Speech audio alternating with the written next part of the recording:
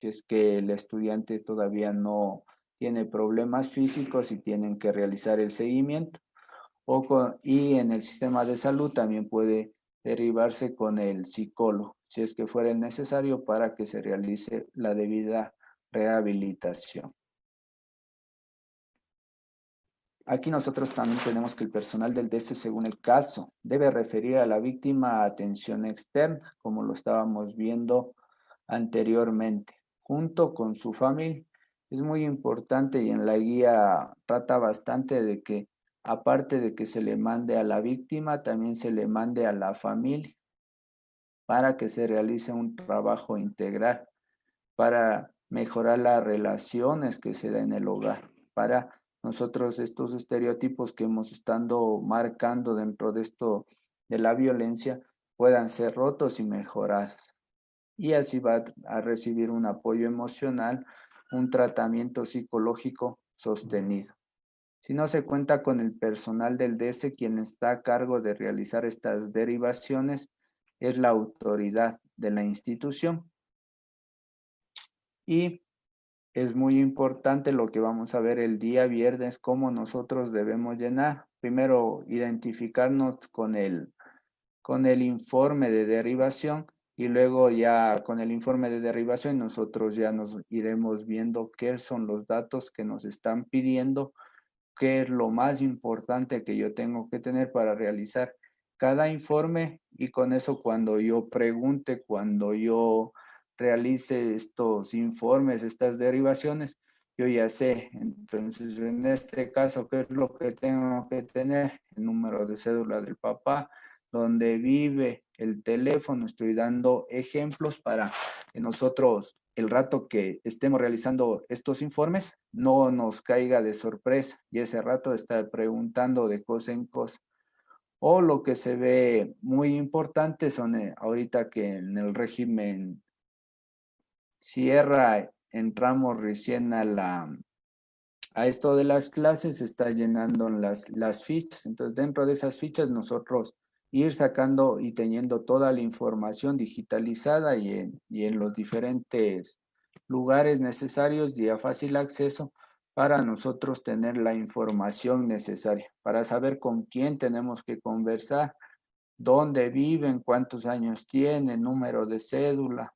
Entonces, eso es muy importante, tener toda la información para nosotros no perder tiempo en realizar estos informes de derivación y los mismos sean atendidos de la mejor manera. Según la realidad, según la realidad de cada localidad, la red de consejería estudiantil, el RCE, va a estipular el modelo de funcionamiento de los departamentos de consejería estudiantil. ¿Esto para qué nos va a servir o para qué está creada esta red de consejería estudiantil? Básicamente lo que nos va a ayudar es a generar estrategias y programas de prevención, la derivación e intervención y con el fin de velar por la protección integral de la víctima. Entonces aquí están estos grandes campos de acción donde nosotros tenemos que trabajar bastante, pero esto es según la realidad de la localidad.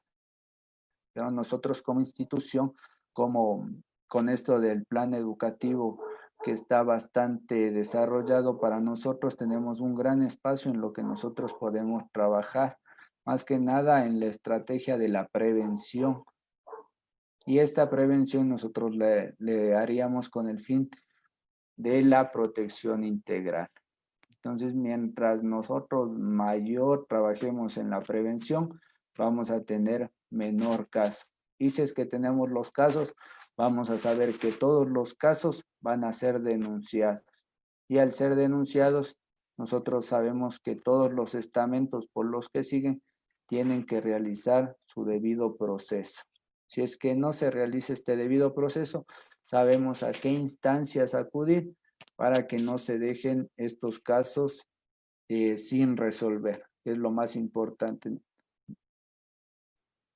La Junta Distrital de Resolución de Conflictos, como vimos anteriormente, es la parte del distrito educativo, la cual realiza y la permanencia, está velando por la permanencia de las personas afectadas en el sistema educativo. Ellos son los que dictan los diferentes resoluciones. Entre ellos dice que la permanencia es fundamental, tanto, bueno, en este caso no sería para la persona que violenta porque podría ser un adulto, pero cuando estamos entre pares lo que vamos a ver es que de las dos partes, tanto el agresor como la víctima, nuestro distrito, nuestro ministerio lo que busca es la permanencia y que acaben las dos partes de estudiar. Entonces lo que se vela es el derecho a la educación, además de cumplir con el resto de responsabilidades que está en el artículo 343, las responsabilidades de vulneración de los derechos. Entonces es muy importante nosotros esto. También aquí la dirección distrital, estamos hablando de la reubicación del niño, niña o adolescente. ¿Cuándo se va a dar esta reubicación?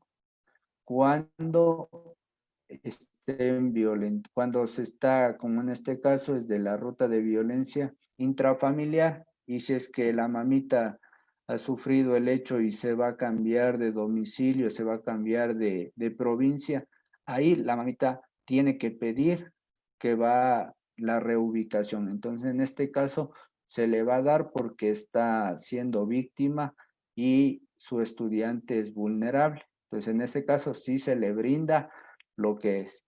Entonces, por eso aquí dice, siempre que su representante legal lo solicite, no importa en qué momento del ciclo escolar, porque no es que ha planificado ser víctima de la violencia.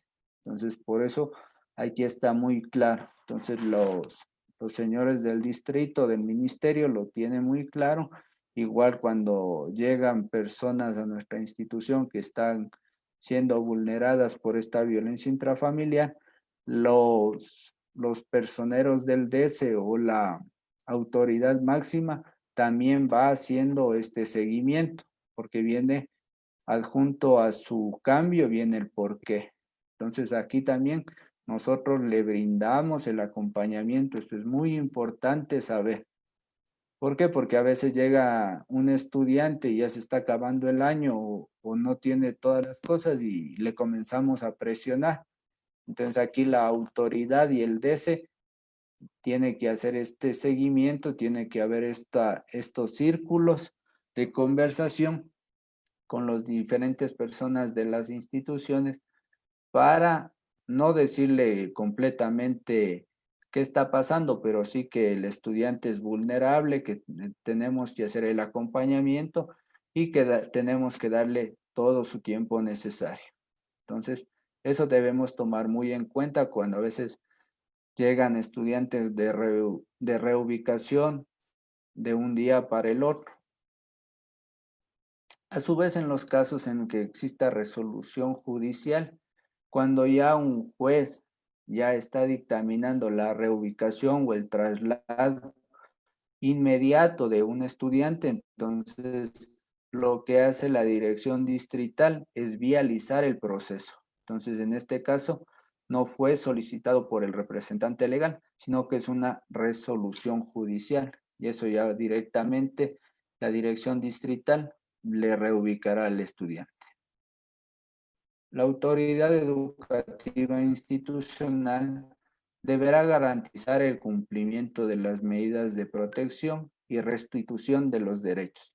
Se habla bastante y en todos los apartados vamos a ver esto que se tiene que cumplir, que tenemos que velar con la restitución de derechos por lo que se manifestó anteriormente. Entonces tenemos que hacer un seguimiento tanto cuando se cambie como cuando se van. Igual cuando van todas las fichas, debe ir señalado este tipo de hecho que se está viviendo.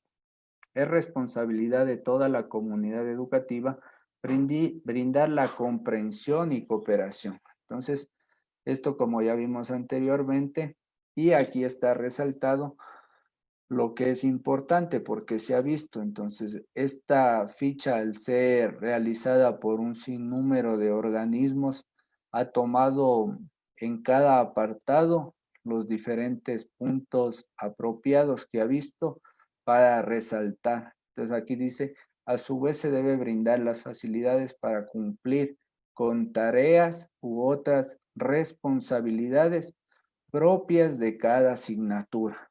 Entonces, a veces se ha visto que el DS, que las autoridades ya están designando, ya se ha dicho, pero por A o B circunstancias existen docentes que no entienden o que no están acatando con esta responsabilidad. Entonces nosotros ya estamos viendo en qué ruta, en qué parte y está hasta escrito. Entonces aquí nosotros sin ponernos a pelear, sin tener ninguna discusión ni malentendido, entonces podemos rescatar este apartado, decimos tareas u otras responsabilidades. Entonces, con esto nosotros ya tenemos de dónde basarnos y si es que lastimosamente ya no comprenden, no nos hemos dejado entender, ahí sí ya se tendrá que hacer el respectivo seguimiento para que nos den el apoyo y saber que los que no nos están colaborando y están cometiendo parte de negligencia. Entonces, tener muy en cuenta si es que tenemos estos casos dentro de nuestras instituciones, esto es con un hecho de violencia. Nosotros siempre cuando ya ha pasado algo, nuestros estudiantes entran en vulnerabilidad. Lo primero que se busca es el bienestar de nuestros estudiantes. Como vimos, aquí está nuestra ruta y con esto hemos terminado. Ahora vamos a seguir con nuestra ruta de actuación frente a casos de violencia entre estudiantes. Como vemos nosotros, es una ruta igual o parecida a la anterior y a las otras. Lo que cambia aquí es el color. Aquí es un color azul. Aquí en la parte de abajo, en el círculo, dice ruta de actuación ante casos de violencia entre estudiantes. Entonces aquí vamos a ver cómo nosotros tenemos que seguir, qué actualizaciones se han dado, qué sigue igual a lo que tenía la ruta anterior y qué recomendaciones específicas nos está brindando esta guía. En la atención y protección frente a casos de violencia entre estudiantes, aquí también siempre tenemos que tener la palabrita presunto caso. Nosotros siempre que trabajemos, siempre que hablemos, que dialoguemos o que estemos tratando de algunos de estos casos de violencia, sea cual sea, nosotros tenemos que hablar de un presunto caso. No podemos decir es un caso de violencia o se suscitó esto, sino es un presunto caso de violencia física, un presunto caso de violencia psicológica, presunto caso de violencia intrafamiliar, para no tener ningún impasse.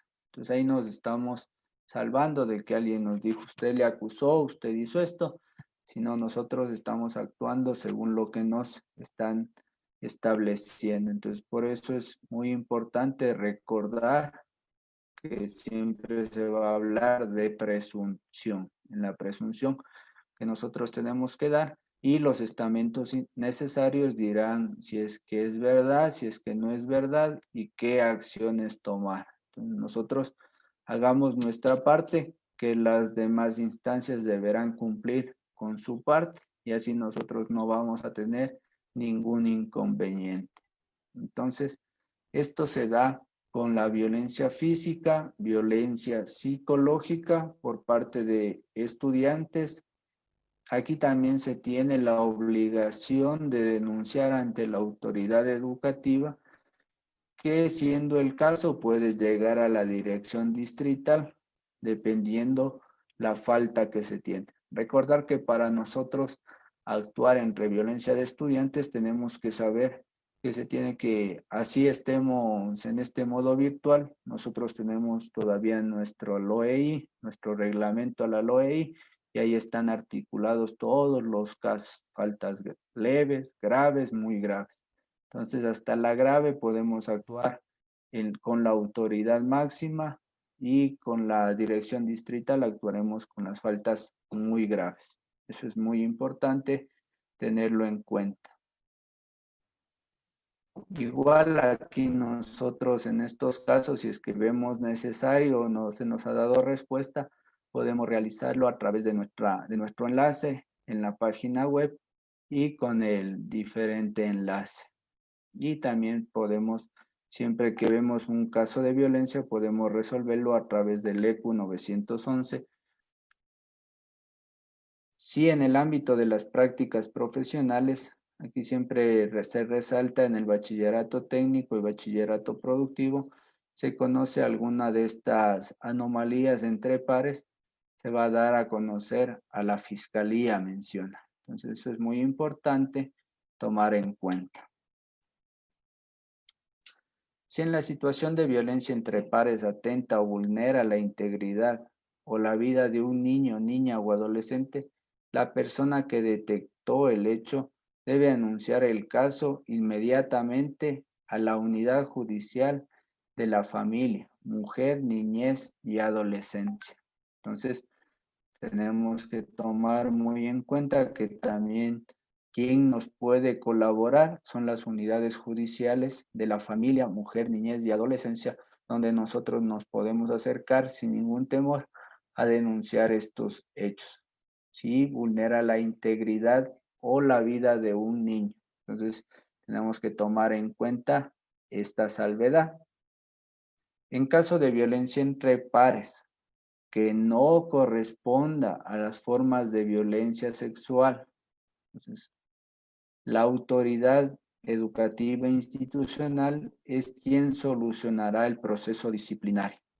Entonces, si es que lo que pasó entre violencia entre dos estudiantes no es violencia sexual, se va a resolver con la autoridad institucional. Si es que es violencia sexual, tiene que ir directo al distrito, sabiendo nuestra máxima autoridad y DESE, para así poder realizar lo que dice el reglamento general de la LOEI. Para la toma de decisiones, la máxima autoridad, que es la que al fin y al cabo va a solucionar en casos de faltas leves y graves, dependiendo el caso, deberá ser la encargada o encargado del DESE, debe elaborar el informe de seguimiento, donde en este informe se establecerán recomendaciones que tienen un enfoque con resolución alternativa. Como hemos estado viendo, aquí lo que se considera es bastante que se haga responsable de lo que hizo y con eso ellos van a ir cambiando de actitud, pero que sepan el por qué y siempre y cuando esto se pueda solucionar. Si la institución no cuenta con el profesional del DESE, ¿quién va a hacer estas recomendaciones? ¿Quién va a hacer este informe? Tiene que ser el tutor o tutora.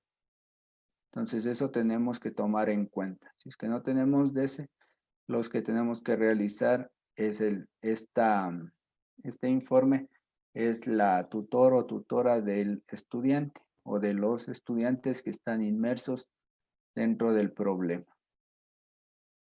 Si se trata de una falta grave, según lo establece el artículo 330, que está anexado debajo de esto, la autoridad educativa es quien realiza las indicaciones. Entonces, yo le anexé el artículo 330 en sus primeras partes.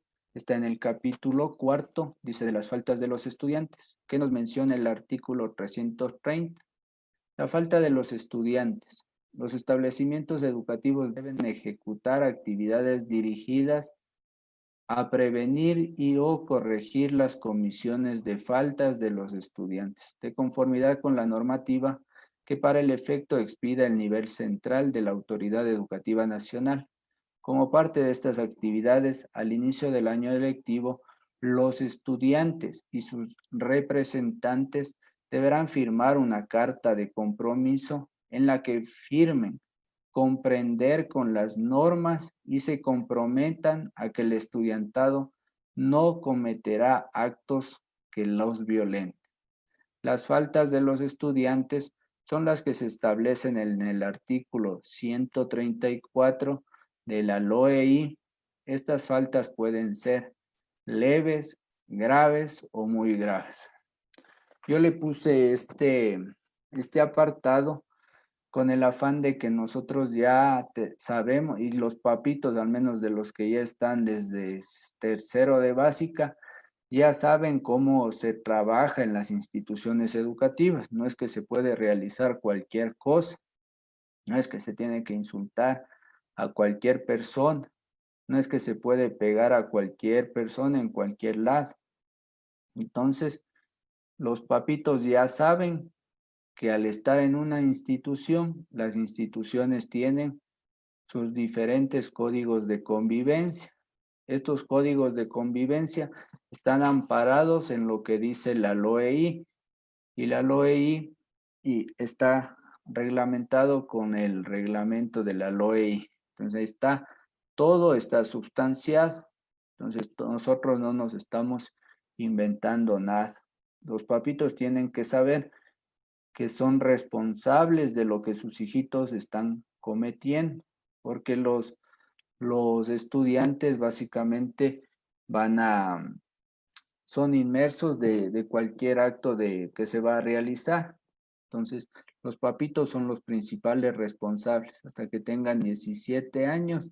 A partir de los 18 años, los estudiantes que todavía están siguiendo y cometan faltas, dependiendo la falta que se está cometiendo, van a tener que ser responsables de los mismos.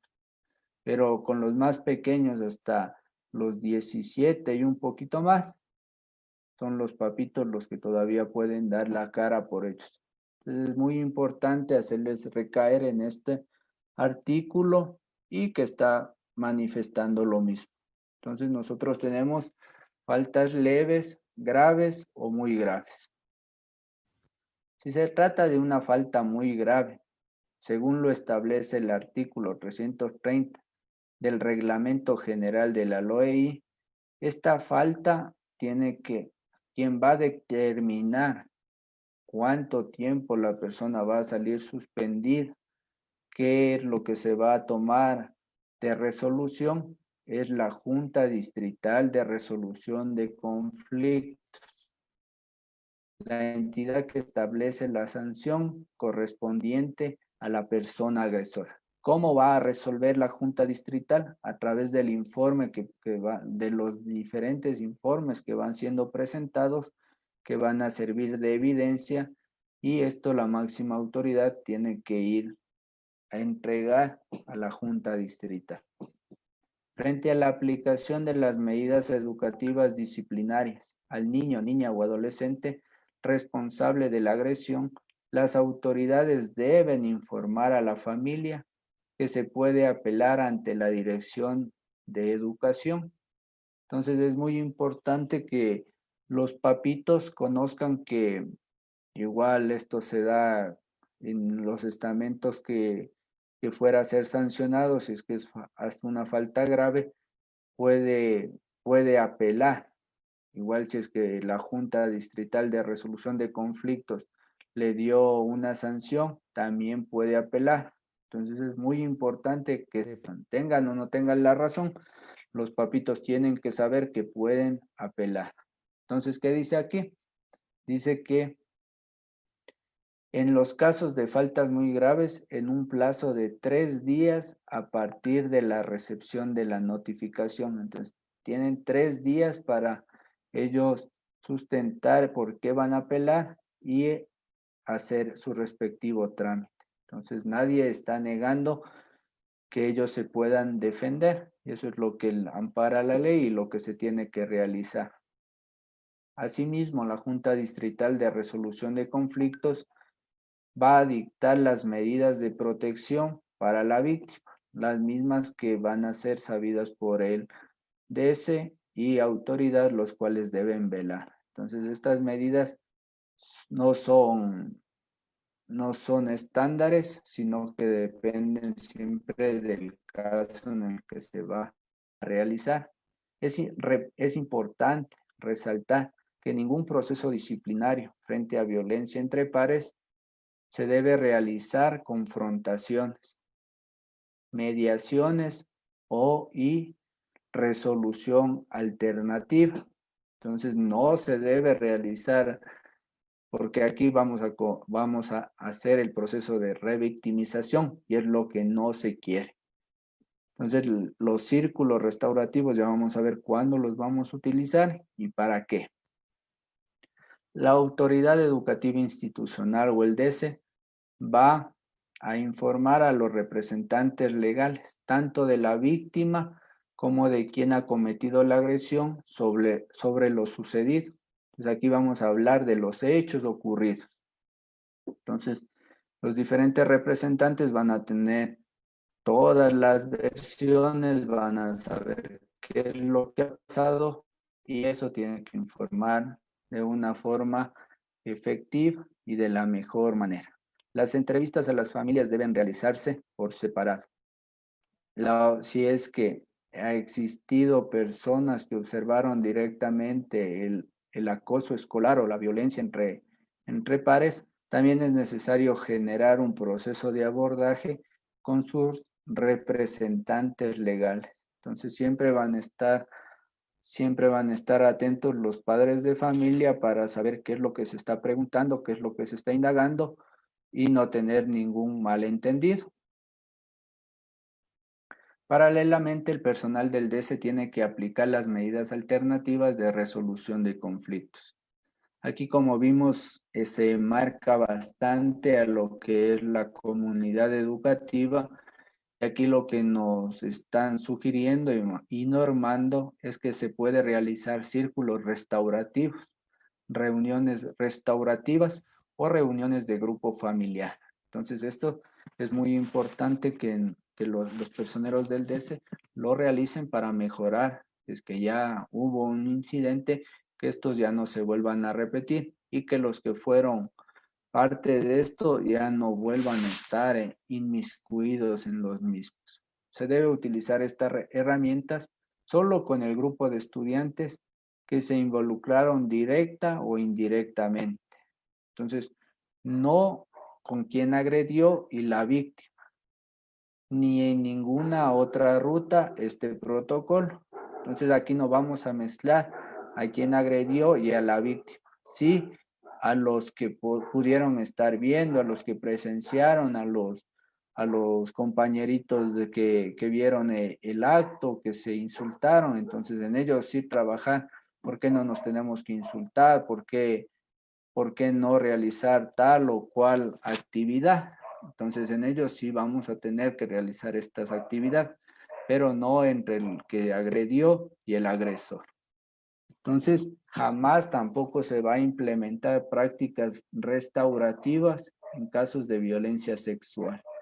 Entonces, eso no tenemos que realizar. Nosotros a veces por hacer las cosas más de lo que nos dicen, entonces podemos caer en esto. Entonces, está aquí muy resaltado que no tenemos que hacer esto en casos de violencia sexual. Además, se debe abordar estrategias y metodologías con el afán de reflexionar las problemáticas. Entonces, hay colegios o instituciones que hay bastante conflicto entre estudiantes o bastante choque entre profesor y estudiantes. Entonces, vamos a tratar de ver la estrategia, la metodología, qué temáticas debemos tratar con el afán de que todos los miembros de la comunidad reflexionen sobre esto y mejorar nuestra convivencia. Tenemos que nosotros ir formando una cultura de paz. Entonces aquí nosotros vamos a garantizar el cumplimiento de las medidas. Se va igual a ver las adaptaciones curriculares y las adaptaciones pedagógicas para que, de ser el caso que se ha tenido, nosotros y nuestros estudiantes puedan sobrellevar esto. Entonces no va a ser ninguna carga y es nuestra obligación. Aquí el acompañamiento, como tenemos dos personas, dos niños, dos adolescentes de la institución, aquí el acompañamiento se va a realizar tanto a la víctima como al agresor. Aquí también está hablando de los círculos restaurativos. Entonces es muy importante, pero los dos no van a estar inmiscuidos, sino se va a trabajar en la comunidad, porque a veces hay alguno que le está diciendo qué hacer, entonces en él tenemos que trabajar, o el otro que se quedó calladito sabiendo que le iban a hacer eso. Entonces aquí también está lo de la red de la consejería estudiantil, que nos ayuda con todo el modelo de prevención, el enfoque, y dependiendo los casos, actuará la red. Igual, aquí lo que vimos en el apartado anterior, se habla de la permanencia de la víctima y de quien agrede. Entonces, porque es una responsabilidad que tenemos que cumplir, y esto se establece en los artículos 342 y 343 del Reglamento General de la LOI, obligaciones y responsabilidades en casos de vulneración de derechos. Recordar que en la misma ruta de protocolos dice que a veces las personas que son agresoras pueden ser personas que están sufriendo doble vulnerabilidad. ¿Qué quiere decir esto? Que pueden ser estudiantes que están siendo vulnerados, golpeados o de alguna manera vulnerados sus derechos en su casa o fuera de ella, y entonces ellos están replicando esta agresión. Y esta es la ruta respectiva. Con eso sería todo el día de hoy. Les agradezco bastante, espero haber sido muy explícito, muy práctico. Recordar que el día viernes nosotros vamos a ver cómo llenar las rutas de protocolos para nosotros derivar los casos para los hechos de violencia. Entonces eso va a ser muy importante, que nosotros vamos a saber, más que nada para ver qué información es la que debemos tener, qué información es la que nosotros podemos indagar cuando está pasando el hecho y que estamos hablando con los familiares, para no estar preguntando a cada rato. Entonces eso va a ser muy interesante para terminar estos 4 webinars. Muchas gracias. Muchas gracias, José. Muy interesante la capacitación del día de hoy. Tenemos una preguntita que nos hacen nuestros amigos de Facebook y nos dice cómo trabajar o cómo trabajan los casos de violencia los docentes, los unidocentes. ¿Es el mismo protocolo? Es el mismo protocolo, ya que como nosotros vimos, donde la única parte o apartado donde se está separando algo es en las prácticas del bachillerato técnico y del bachillerato técnico productivo. Entonces, cuando es escuela unidocente, el mismo docente viene a ser la máxima autoridad. Ellos por lo general a veces tienen una visita si es que está la escuela anexada con alguna más grande del DS, pero ellos realizan todo el caso de seguimiento. Entonces ellos, cuando conocen el caso, lo que tienen que hacer es apegarse y tratar de que les ayude la dirección distrital, pero ellos tienen que realizar completamente lo mismo, porque son vulneraciones que tienen nuestros estudiantes, que tenemos que se realicen por las diferentes instancias. Gracias, José, por la respuesta. Muy interesante toda la información que nos has brindado el día de hoy. Estoy segura que les va a ser de mucha utilidad a cada uno de los participantes que están hoy en la sesión de Zoom y también en Facebook. Les esperamos que todo el conocimiento que José ha podido impartir el día de hoy puedan aplicarlo en cada uno de sus labores, en cada uno de sus días laborables, y que podamos estar atentos porque la violencia es un tema muy delicado y nuestros niños, niñas y adolescentes deben estar seguros, protegidos, y más hoy que están en sus hogares. Entonces debemos estar muy atentos como docentes, y conocer estas rutas y protocolos es importantísimo, así es que no pueden perderse el día viernes. Vamos a finalizar este webinar con José. Así es que vamos ahí a aprender acerca del, como ya nos había dicho José, vamos a aprender muchísimas cosas más que nos van a ser útiles para nuestra vida diaria como docentes. Muchas gracias a cada uno de ustedes por compartir con nosotros por estar pendientes de nuestras capacitaciones y no se olviden el viernes a las 4 de la tarde los esperamos nuevamente para seguir compartiendo y aprendiendo acerca de este tema tan importante como es la violencia. Muchas gracias, José, por estar con nosotros. Te esperamos el día viernes entonces y nos vemos con todos el día viernes a las 4 de la tarde. Muchísimas gracias. Gracias, hasta el viernes. Hasta el día viernes.